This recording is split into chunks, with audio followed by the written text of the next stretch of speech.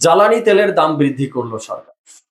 যদি এভিডেন্সে দেখি, অকটেন বৃদ্ধি পেয়েছে 20 টাকা, পেট্রোল 19 টাকা, ডিজেল 15 টাকা, কেরোসিন 18 টাকা প্রতি লিটারে। এর পাশাপাশি আরো যে ভয়াবহ সংবাদটি, জ্বালানি গ্যাস, এলপিজি গ্যাসের যে 12 কেজির সিলিন্ডার থাকে, তার দাম 1 লাফ দিয়ে 212 টাকা বৃদ্ধি করে 1940 টাকায় নির্ধারণ হতে যাচ্ছে। যদিও নির্ধারিত মূল্যে বাজারে এলপিজি গ্যাস পাওয়া যাবে না, সেটা আমরা ভালোভাবেই জানি। এর চেয়ে আরো অতিরিক্ত মূল্য গুনতে হবে। তো দর্শক শ্রোতা, এই যে দীর্ঘদিন ধরে জ্বালানি তেলের সংকট আমরা দেখতে পাচ্ছি, যদিও সরকারের এমপি মন্ত্রীরা এটি এড়িয়ে যাওয়ার চেষ্টা করছে, অস্বীকার করার চেষ্টা করছে। তারা দাবি করছে যে পর্যাপ্ত পরিমাণে মজুদ রয়েছে। তবে আমরা তো দেখতে পাচ্ছি যে এই জ্বালানি তেলের সংকট মানুষের জীবনে নাভিশ্বাস তুলে ফেলছে। বিভিন্ন সেক্টরে এর মারাত্মক মারাত্মক নেগেটিভ প্রভাব পড়ছে। যদি দুই একটা চিত্র আমরা দেখি, মানুষ দিনের পর দিন, রাতের পর রাত পেট্রোল পাম্পে তেলের জন্য সিরিয়ালে দাঁড়িয়ে আছে। সিরিয়াল যেন আর নড়ছে না। মানুষের জীবন হয়ে উঠছে, বলছে তেল কিনতেই যদি দিন শেষ হয়, কাজ করুম কখন আর খামু কি। কৃষি সেক্টরের অবস্থা যদি দেখি, শুকিয়ে যাচ্ছে ধানের জমি, তেলের খোঁজে পাম্পে পাম্পে ঘুরছে কৃষকরা। ধান গাছ সব পুইরা যাইতেছে, দুঃখে বুকটা ফাইটা যাইতেছে।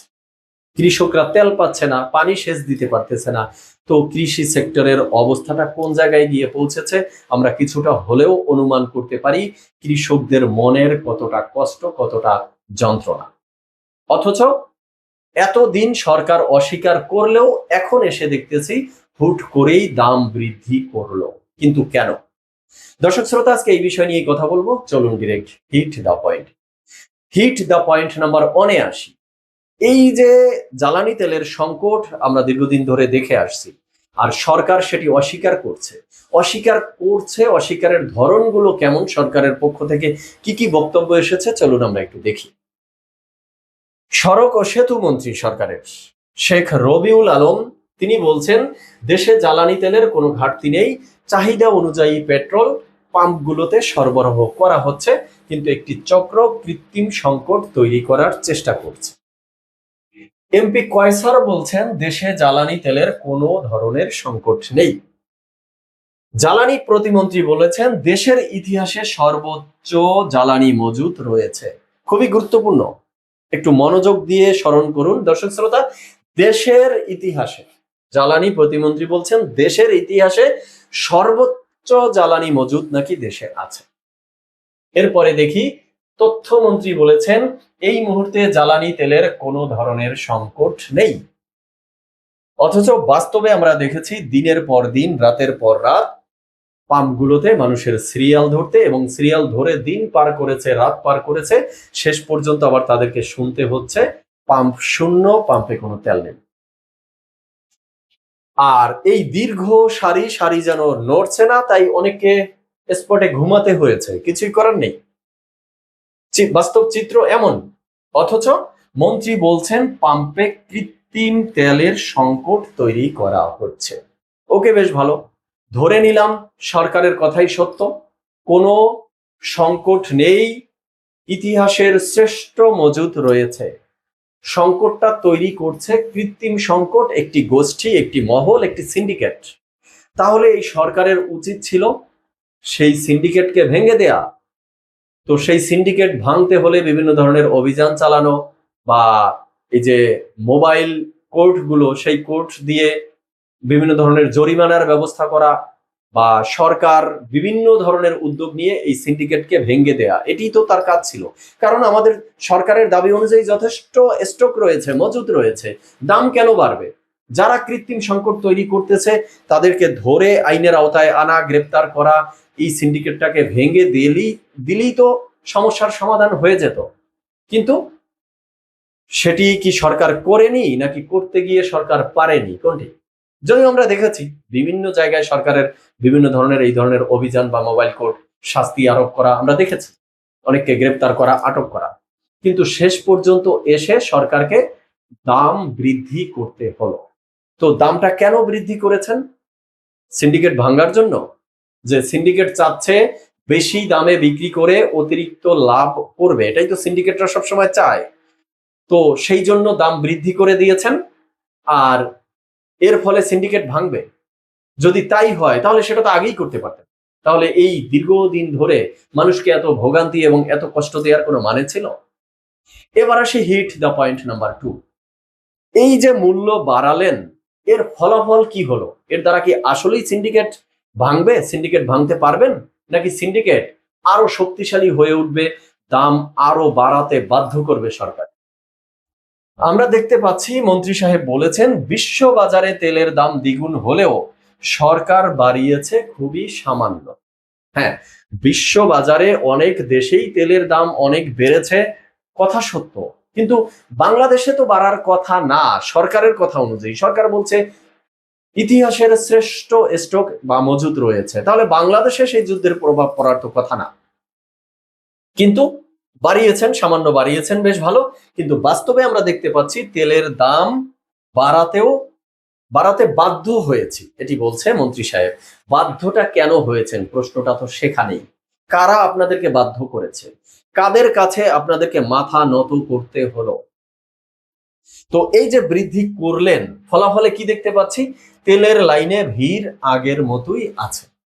আরো দেখতে পাচ্ছি জ্বালানি তেলের দাম বাড়লেও কমেনি সংকট, পাম্পে দীর্ঘ লাইনের ভোগান্তি এখনো আছে। দাম বাড়ানোর পরও কমেনি লাইন, দীর্ঘ অপেক্ষায় ক্ষুব্ধ গ্রাহকরা। 16 ঘন্টায়ও তেল পায়নি, তাই পাম্পের কাছে রাস্তায় বিছানা পেতে ঘুমিয়ে আছে নিরুপায় মানুষ। তো লাভটা কি হলো? এই যে বললেন যে বাধ্য হয়েছি, বা এই যে বাধ্য হয়ে বাড়িয়ে দিয়ে সিন্ডিকেট ভেঙে দিতে চেয়েছেন, সিন্ডিকেটের মন রক্ষা করতে চেয়েছেন, সিন্ডিকেটকে জয়ী বানিয়ে দিয়েছেন। সিন্ডিকেট আপনাদের উপরে খুশি হবে এবং তারা তেল বাজারে ছেড়ে দিবে, স্বাভাবিক হয়ে যাবে পরিস্থিতি। কিন্তু চিত্র বলছে স্বাভাবিক হয়নি। তার মানে সরকার দাম বৃদ্ধি করে সিন্ডিকেটকে খুশি করতে পেরেছে, কিন্তু সিন্ডিকেট ভাঙ্গা পসিবল হয়নি। মনে হচ্ছে সিন্ডিকেট আরো শক্তিশালী হতে যাচ্ছে এবং দাম আরো বাড়াতে হবে সরকারকে। এই যে সরকারের মন্ত্রী বলেছে যে আমরা বাধ্য হয়েছি দাম বাড়াতে, বাধ্য মনে হয় আবারও হতে হবে। কেন? চলুন হিট দ্য পয়েন্ট নাম্বার 3। আমরা একটু বিশ্বযুদ্ধের পরিস্থিতিটা আবার দেখার চেষ্টা করি।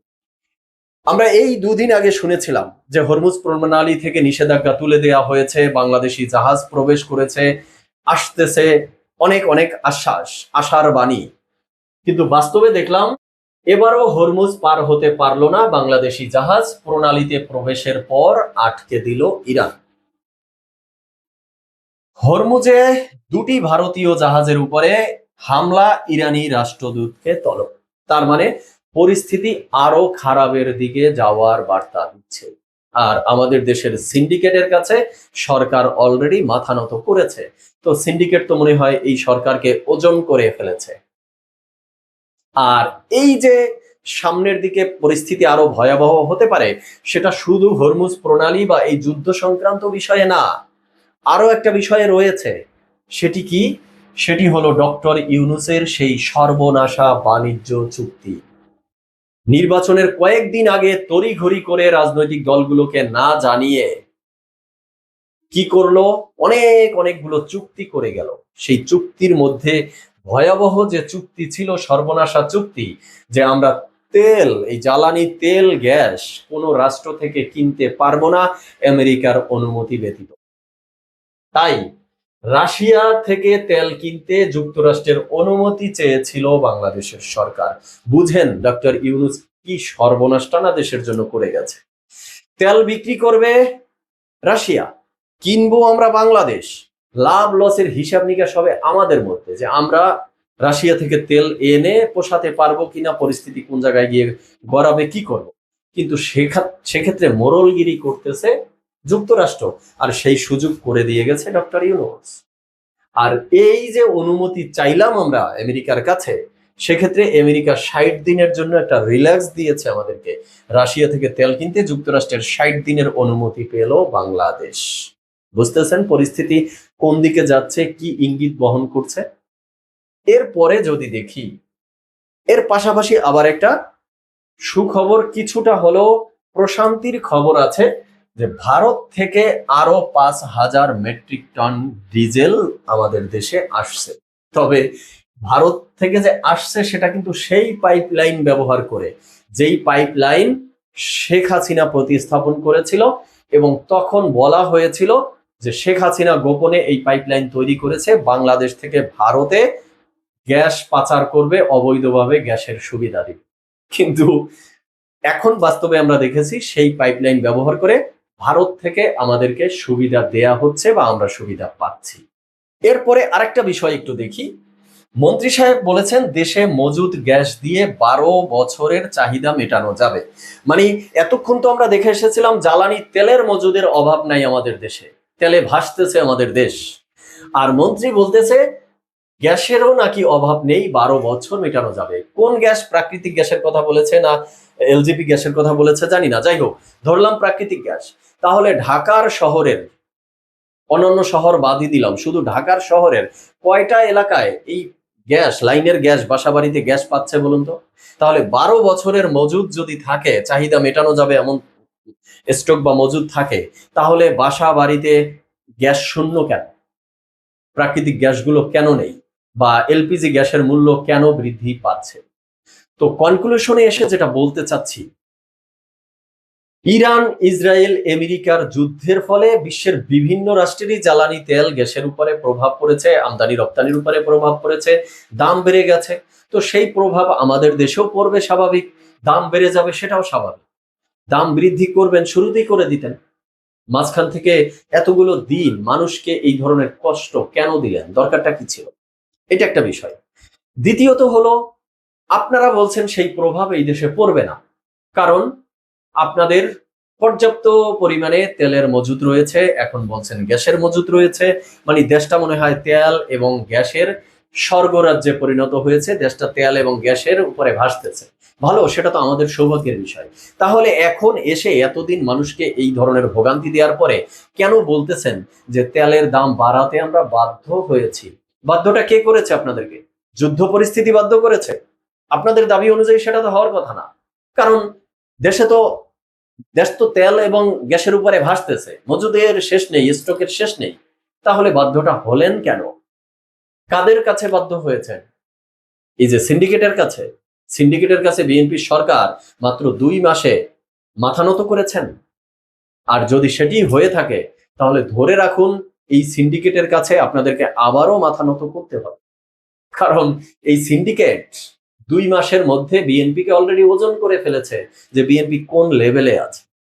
আর এই সিন্ডিকেট তো শুধু জ্বালানি তেল গ্যাসের ক্ষেত্রে না, বাংলাদেশের সব সেক্টরের সিন্ডিকেট। আর সেই সব সেক্টরের সিন্ডিকেটরা বিএনপির পরিস্থিতি দেখে এখন মিটিমিটি হাসতেছে যে সামনে দিন আসতেছে, একের পর এক এই বিএনপির সরকারকে বাধ্য করবে। কয়েকদিন পরে শুনবেন চালের সিন্ডিকেট, চালের বাজারে, ডালের বাজারে, তেলের বাজারে, পেঁয়াজের বাজারে একের পর এক দেখবেন সিন্ডিকেট সামনে মাথাছাড়া দিয়ে উঠছে। আর বিএনপির সরকার একের পর এক সিন্ডিকেটের কাছে মাথা নত করবে, সবকিছুর দাম বৃদ্ধি করে দিবে। কারণ পরিস্থিতি তো এবার তাই মনে হলো। পর্যাপ্ত পরিমাণে মজুদ থাকা সত্ত্বেও সিন্ডিকেটের কাছে বিএনপি সরকারকে মাথা নত করতে হলো কেন? সেটাই আসলে মূল প্রশ্ন। দর্শক শ্রোতা, আপনারা আপনাদের মতামত জানাবেন। সবাই ভালো থাকবেন, সুস্থ থাকবেন। ধন্যবাদ সবাইকে।